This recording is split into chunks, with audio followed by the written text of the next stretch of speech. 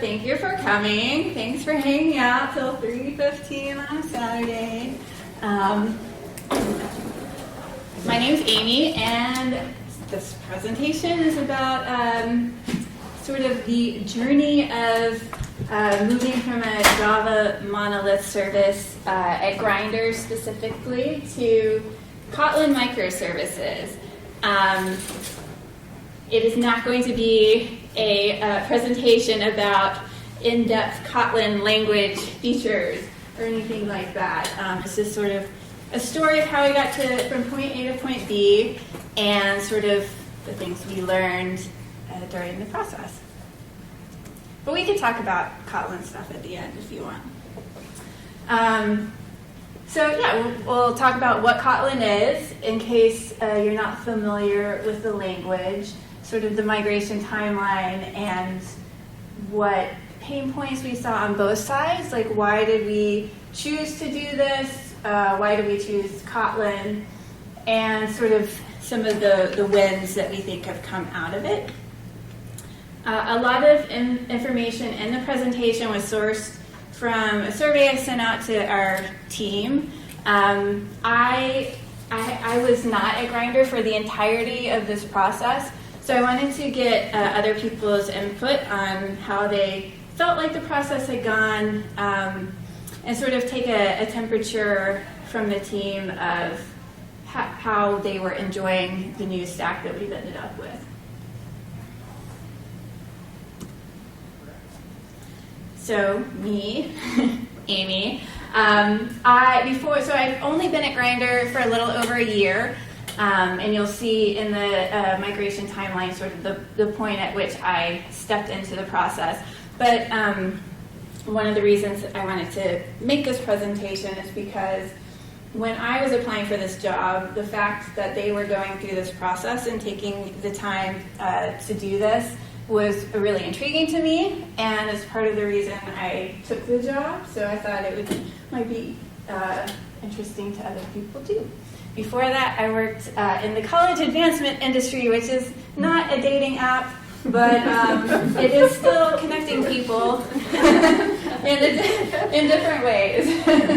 I worked at Amherst College and then had a job working for a vendor in Boston for a few years before I took a job at Grindr. And my background is primarily in Java and PHP, and now I say Kotlin because I've been pretty much exclusively coding in Kotlin for the past year. Random facts about myself that are not super relevant, but I do live here and I work remotely. I live in Conway.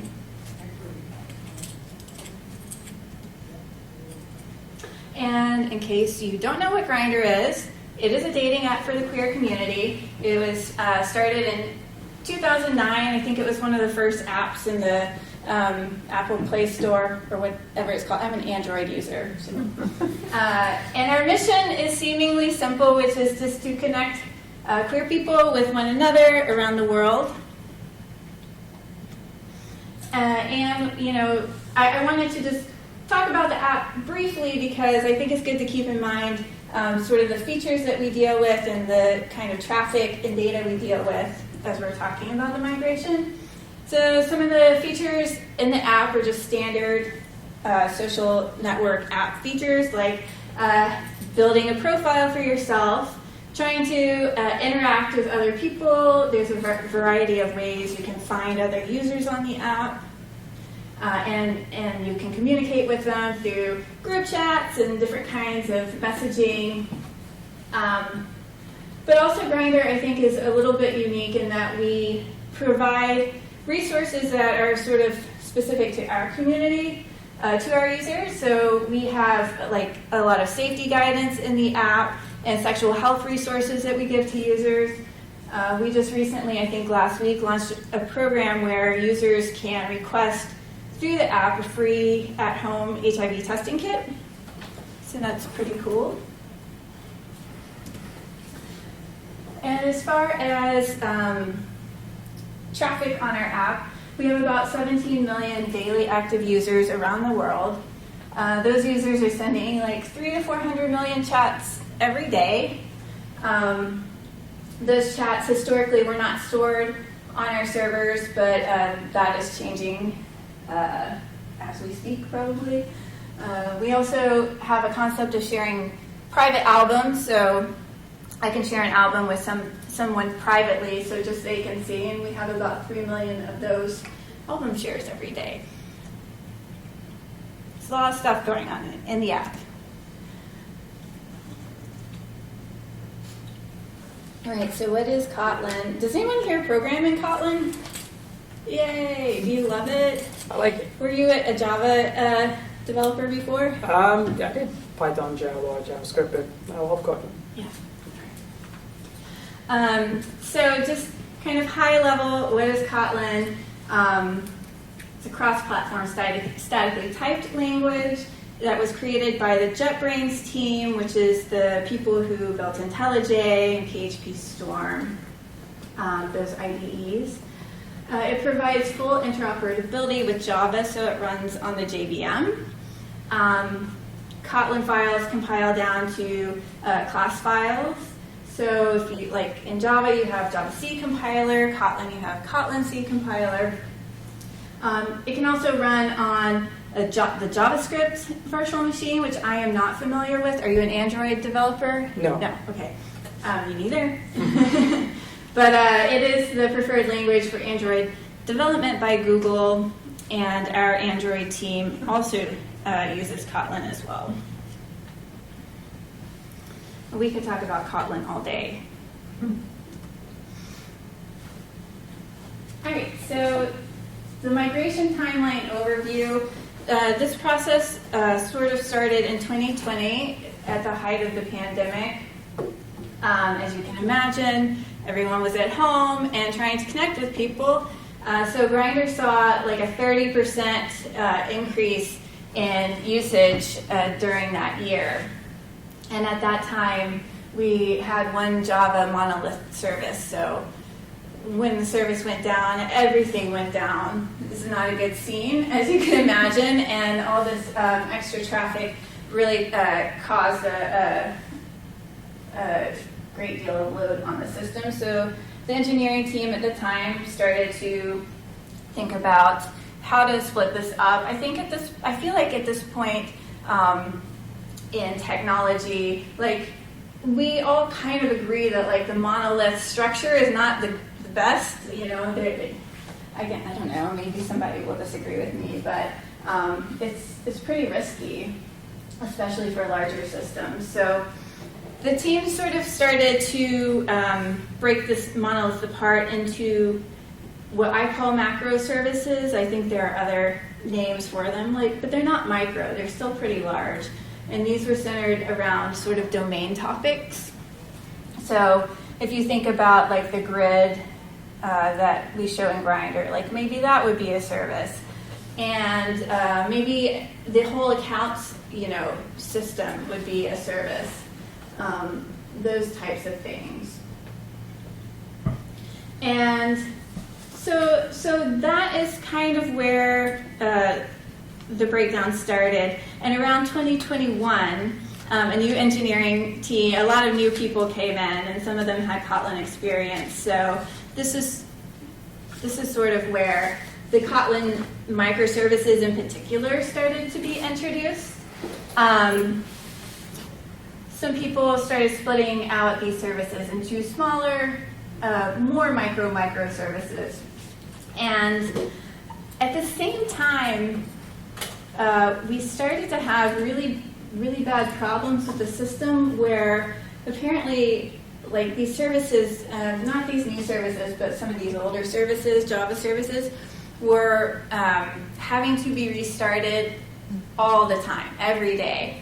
And when I was doing research for this presentation, somebody told me that we actually set up a cron job to automatically restart these services every hour, which I've never heard of. So it was a bad scene. And then the traffic still increased.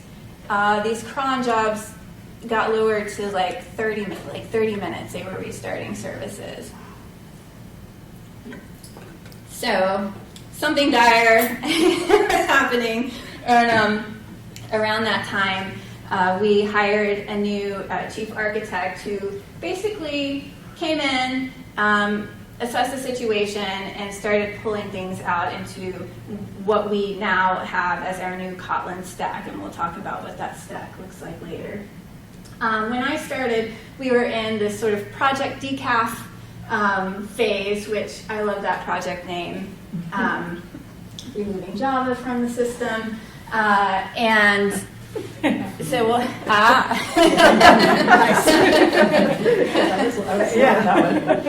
we love Project Decaf. We'll talk about it in a minute. And so as things stand today, we're at about 95% completion. 95% of our code is in Kotlin. And we're hoping to finish it off by the end of the year. I have a question about when you, and I guess, I don't know if you were part of it, when you broke it into macro services, Mm-hmm. and then when you broke it into microservices, what were the basis of the separations? I think that the reasons varied depending on what was being split out. But basically, and I have a slide later that talks more about it, sort of like trying to reduce the blast radius of issues in the system, and also to keep services, I mean, sometimes, well, maybe this is an outcome rather than a reason, but keeping services small enough that they're extremely manageable for any developer, even if they're just coming in on day one. But I have an example later, so hopefully that will answer your question. Thank you. All right, so this is our original Java stack, which I feel like is pretty typical. I think that it looks a lot like the stack at the job I came from previously. So we were using Java 8. We were upgrading to Java 11, but we were not using Java 11 language features, so we just say Java 8. And Drop Wizard was our framework. We were using JUnit with Mockito for our testing framework. And some various database layer stuff, messaging queue, and console is a configuration library. We kept all of our configurations for every service in a separate service, which I have also never heard of. And that's a hot topic at Grindr.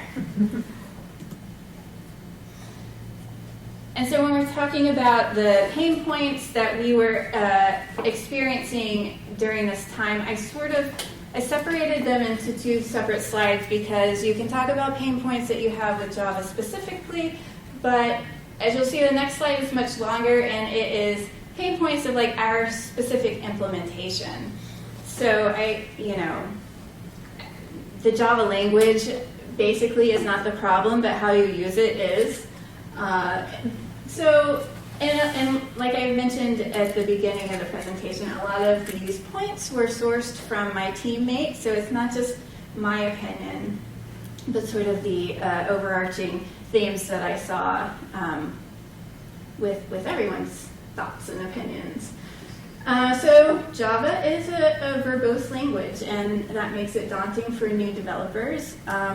I think sometimes it can be daunting for not new developers coming into a Java code base. I now, like whenever I have to go, we do still have a monolith, but it's been chipped away at, but it's still there. But when I have to go look in the code base, it's like reading a Victorian novel. Is what I equate it to.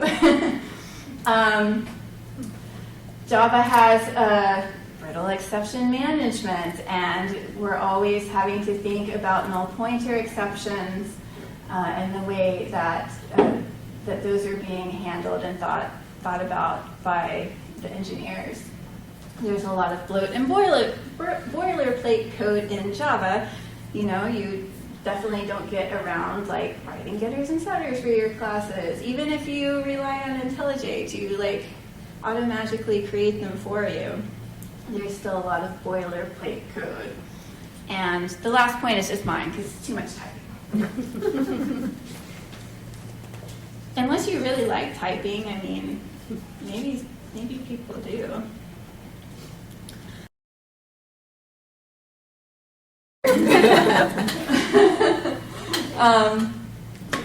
Yep, and so we use Flyway for database migrations and just a JDBC template from Spring. So we basically just like write our own queries by hand, or our SQL queries. We do have like an in-house query builder that we use in some services.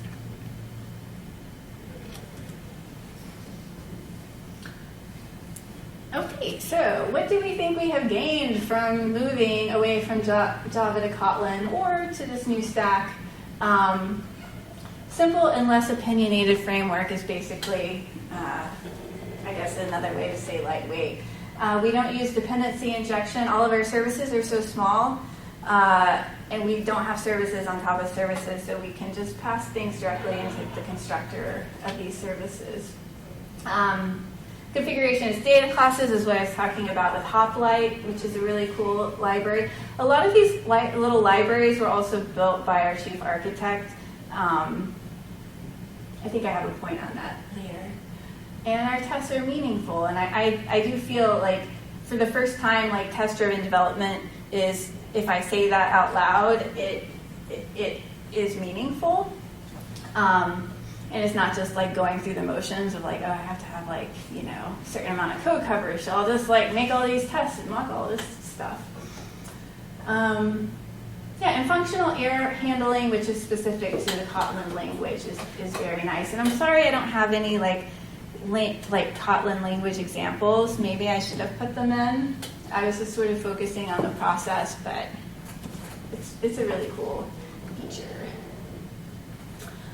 And so some things that maybe people think are pain points with this new stack and with Kotlin. Learning to write Kotlin code like Kotlin and not Java. I definitely felt this when I first started. I don't know if you did. Yeah, it was the same. Yeah, it's like, so IntelliJ does like a pretty good job. They have a feature where it'll like translate your Java code into Kotlin, and it doesn't always do like a superhuman job of doing it, but it's pretty good. And when I first started, I used it quite a bit, and like I think back to those PRs and some of like the comments I got back on them, like people were like, no, you really shouldn't like, and I'm like, IntelliJ did it for me. But yeah, and just like sort of that mindset of object-oriented programming versus functional programming is a little awkward at first. Do you feel comfortable with it now? With functional? I never feel comfortable with anything.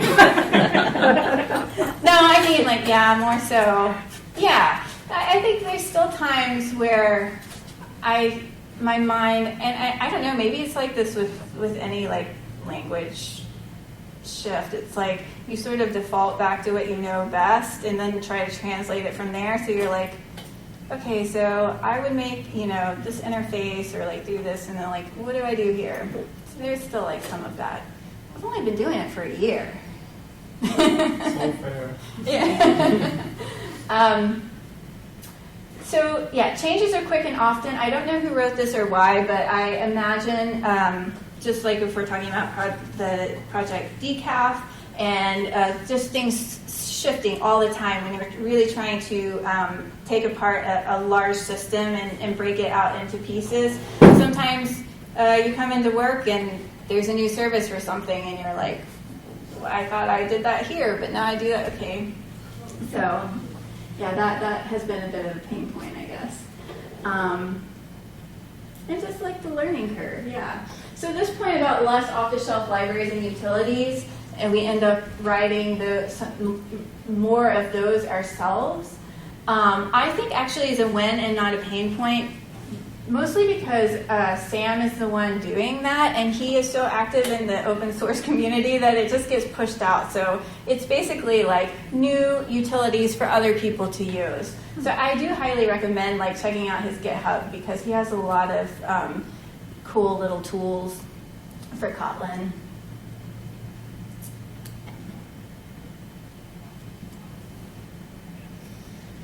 Okay, and so when I was thinking about the impacts that these changes have had, I split this out into 2 slides. Impacts that it has had on app performance, but also impacts on the developer experience.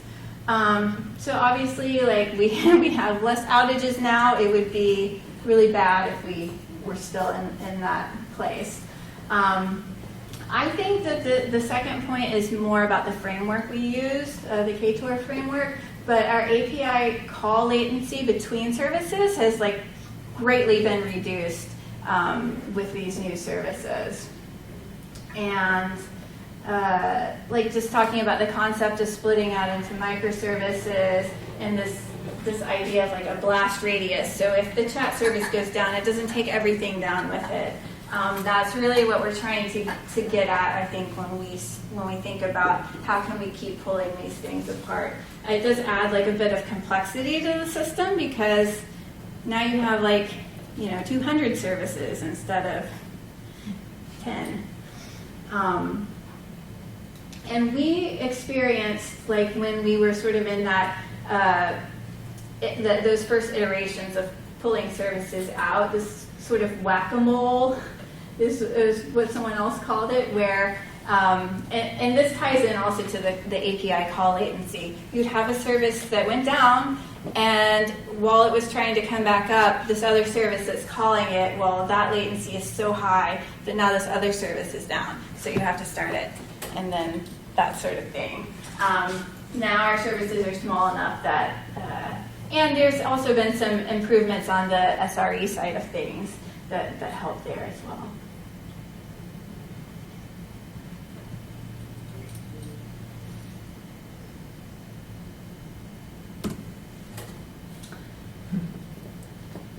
So, impact on dev experience. I don't know who put the first quote in, but I like it. I feel like I really am drawn to that quote. Yeah, never having to use Mockito again. Does anyone use Mockito? Do you love it? Part of the job. Like test containers more. Test containers. You're the one. Yeah, and development time has been, so I think this is not related to that. Coroutines are great. Coroutines are a Kotlin language thing. It's sort of like it's loosely like Java threading, but it's just like more about the way that the threads are used and handed off between processes. But yeah, so new developers can come in, learn a microservice, and contribute really fast. And I think that that has all kinds of benefits across the board. But it is true because I see it happen.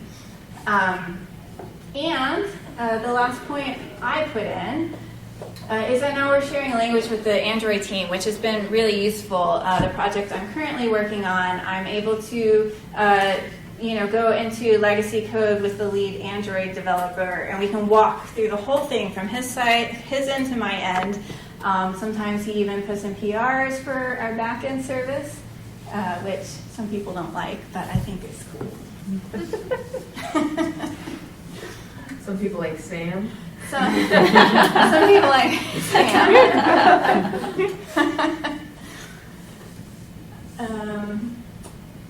Yeah, so I don't think we have to go into a lot about what any of these are, but I wanted to throw them up here so you could write them down if you want. This again is just from the team, the things that they like best about our current stack. What is Tabby? Tabby is just some weird little thing that Sam wrote that it just does some random stuff. I don't even know what it does. So check it out on GitHub. Yeah. Sounds like a cat. I know. When I was looking at this slide, I was like, what is Tabby? And I looked it up and I was like, I still don't know. Yeah. And Flyways, we use that for Java right now, so it's not specific. Not specific to Kotlin, just specific to our new stack. Liquibase is what we were using before, and I actually didn't use it very much. Does anyone use Liquibase? Yeah. Yeah. I don't know exactly why everyone didn't like it. I don't know if it was our implementation. It just seemed pretty standard to Yeah. me. It's pretty good, I think. Yeah. Tavi's README says, just some basic Kotlin helpers. Right. I think Sam answered this survey. And why else would that be there? Huh. All right. So some language upgrades that people enjoy. In Kotlin, at the top level, you don't have, not everything has to be in a class in Kotlin. So you can have functions and variables at the top level of your code. So they probably all get compiled down to classes, but at least you can write it that way. Kotlin has a lot of nice wrappers for things that is basically like less typing. So system out print line, it has a wrapper for that. Kotlin auto imports its own core library, so you don't have to like import all of that stuff. I wish that I had put an example of a data class in here, because I think that saves everyone a lot of time. Data classes, you get a lot of freebies, like you don't have to write getters and setters. You don't have to override toString and equals and hash code. Like you don't have to do all that. You can, I think, if you didn't like the way it was printing something out. But And you also get immutability out of the box. yes, yeah, exactly. Thinking what else? String templates are a good one. No string builders. You can just, put your variables inside your string. Anything else you love? Sealed classes.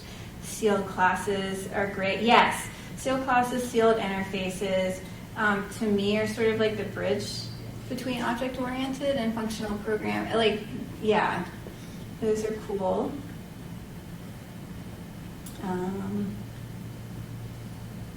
Yeah. Extension functions are a nice thing as well. You can kind of extend anything in Kotlin, which is not actually changing anything about the code. It's just like sort of wrapping functionality on top of existing functionality without changing what's already there. It's sort of like shortcutting.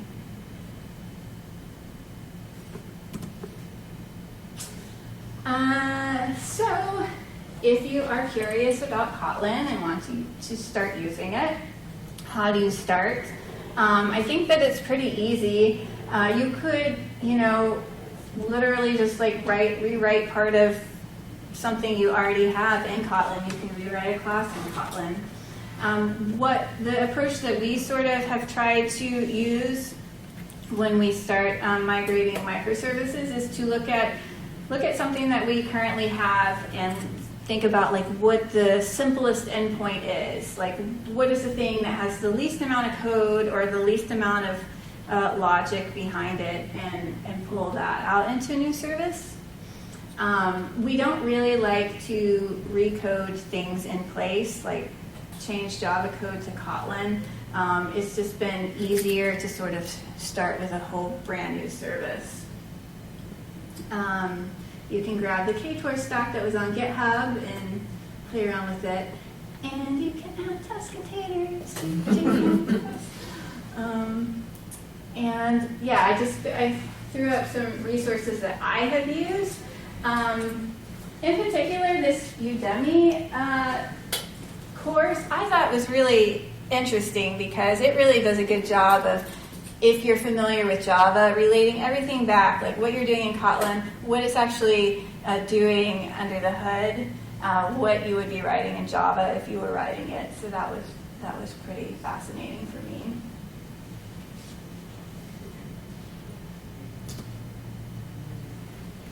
And that is it.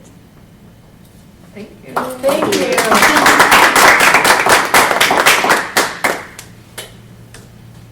So, yeah, we can talk about anything. We can talk about Kotlin, Grindr, anything, or nothing.